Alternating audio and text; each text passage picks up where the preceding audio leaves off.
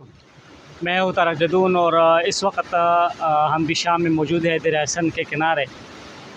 سب سے پہلے آپ سب کو آنے والی بقر عید بہت بہت مبارک ہو، لیکن میں آپ کو دو باتیں بتانا چاہتا ہوں عید کے حوالے سے۔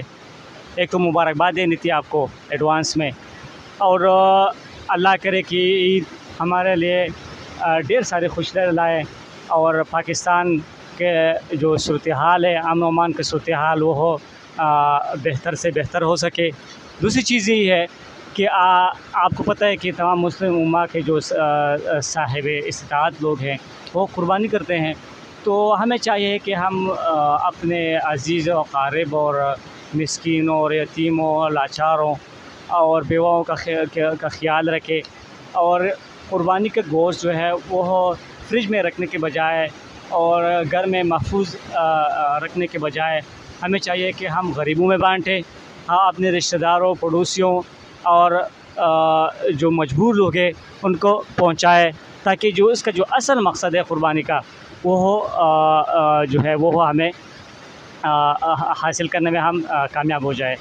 دوسری بات یہ ہے کہ ہم جب قربانی کرتے ہیں، آپ کو پتہ ہے کہ شہروں میں اور گاؤں میں تو لوگ جو ہے گند بہت کرتے ہیں، یعنی صفائی کا خیال نہیں کرتے، اور یہ ہمارا دینی فریضہ بھی ہے کہ حدیث مبارکہ ہے کہ الطہور شطر الایمان، کہ صفائی ایمان کا حصہ ہے۔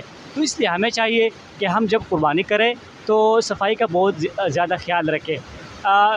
ہم کرتے ہی ہیں کہ جب ہم جانور کو ذبح کرتے ہیں گلی کوچوں میں یا محلے میں، تو ہم جو خون ہے یا جو گندگی اور علائشیں وہ اسی جگہ پہ چھوڑ کے چلے جاتے ہیں۔ تو ہمیں چاہیے کہ جب ہم قربانی کریں تو صفائی کا بہت زیادہ خیال رکھیں، علائشیں کو اس کو ٹھکانے لگائیں، اور انتڑیاں جتنی بھی علائش ہے جانور کے ذبح کرنے سے جو متعلقہ چیزیں ہیں اس کو جو ہے ہم ٹھکانے لگائیں۔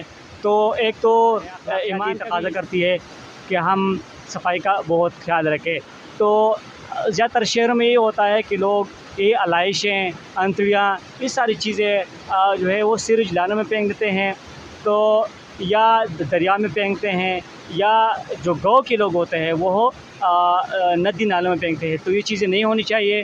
ویسے بھی ہم اپنے نیچر کو پروٹیکٹ کرنا ہے، کیونکہ یہ اللہ تعالیٰ کا ایک نظام ہے، اگر ہم اس نظام کو بدلنے کی کوشش کریں گے تو نقصان ہمارا ہوگا، کیونکہ یہ نظام ہمارے لیے اللہ تعالیٰ نے پیدا کیا ہے۔ تو یہ دو باتیں کرنی تھی۔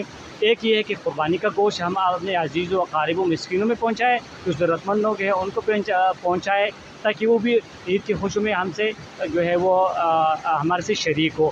اور دوسری چیز صفائی کا بہت بہت خیال رکھیں، علائشیں وہ اس کو ٹھکانے لگائیں۔